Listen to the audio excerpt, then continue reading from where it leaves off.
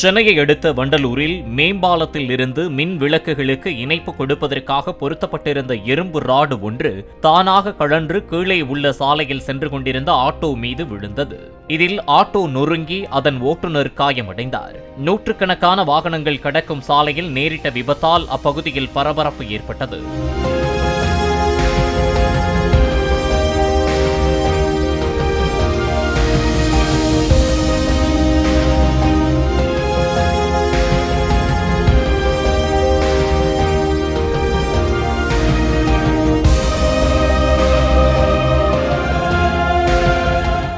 Play store மற்றும் app ஸ்டோரில் இருந்து பாலிமர் செயலியை QR கோடு மூலம் பதிவிறக்கம் செய்யுங்கள்.